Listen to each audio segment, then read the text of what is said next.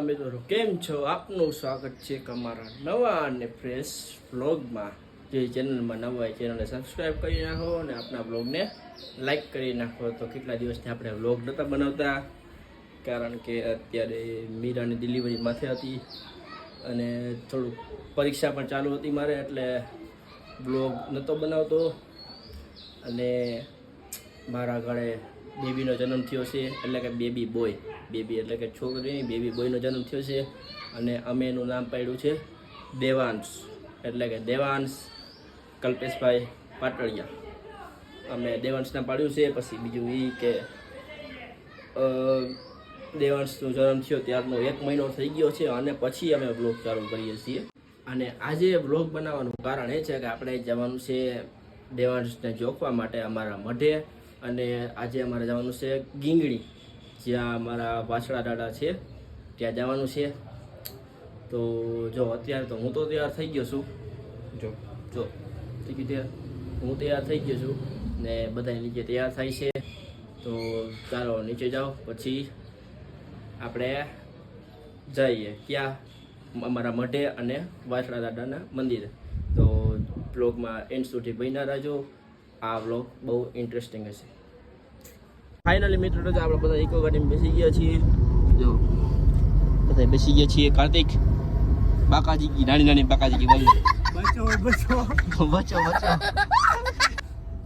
જો બધા બેસી ગયા છીએ ને આપણે જવાનું છે પેલા તો આપણે મઢે, પછી જવાનું છે દાદા ત્યાં જવાનું છે ઢીંગણી.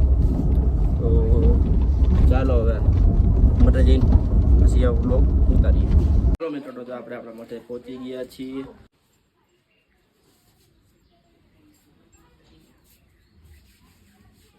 પપ્પા એ ફોનમાં જોવે છે. મિત્રો તો આપણે હે ને મોટા પગે લાગી લીધું અને પછી નારિયેળ વધારી લીધું અને દેવાંશને ચોકી પર લીધો. અત્યારે જવાનું છે આપણે દાદા બાપાનું મંદિર, આપણે છે ગીંગડી, ત્યાં જવાનું છે અત્યારે. તો જો અત્યારે બધાએ નીકળી ગયા છીએ અમે મંદિરે જવા માટે. તો ચાલો હવે તમને ત્યાં જઈને આગળનું બધું બધા દેવાંશ છે બધા એકદમ બેસી ગયા છે. મીરાને જયદીપ બધા દેવાંશ તો રોવાનું ચાલુ હોય અત્યારે, રોવાનો કાર્યક્રમ. હાલો મિત્રો, ફાઇનલી આપણે દાદા બાપા ત્યાં પહોંચી ગયા છીએ. જો બધા ઇકોમાંથી ઉતરે છે. જો ભાઈલા જઈ છે, જો વ્યૂ જુઓ તમે કેમ છે.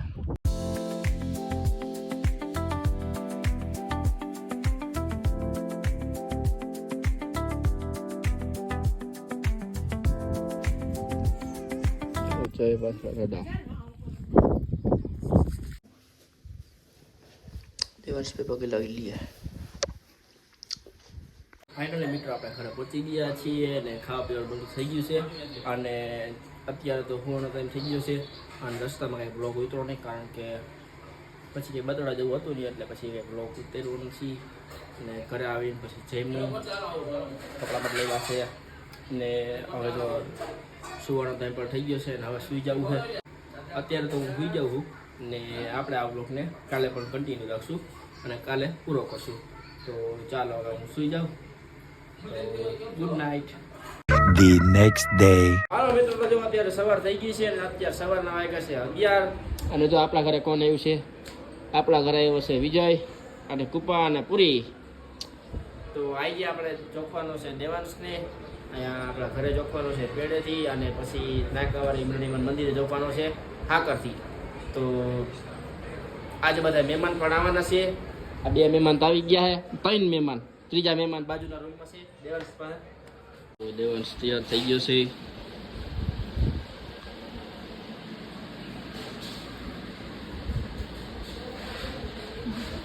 મહી પણ તૈયાર થઈ ગઈ છે.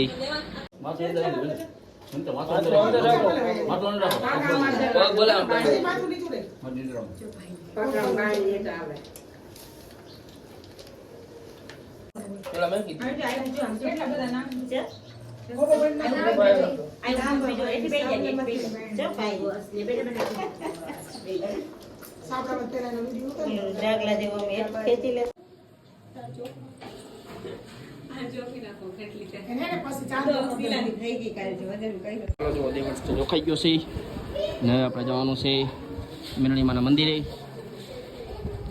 ત્યાં દેવાંશને હાકરથી જોખવાનું છે નહીં દેવાંશ? હા ભાઈ જોખવાનું. દેવાંશ જો હાવ ઘેનમાં હે. ચાલો હવે નગર મેલડીમાના મંદિરે જઈ ત્યાં દેવાંશને હાકરથી જોખી. મિત્રો આપણે મંદિરે પહોંચી ગયા છીએ. જય મેલડીમાં. આ બધા જો તૈયારી કરે છે એ રીતના આ બધા રાખણા છે.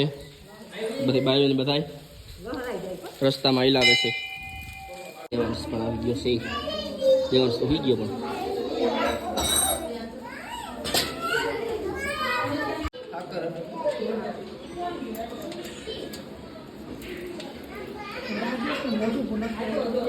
હાલો હવે ઉતાવળ.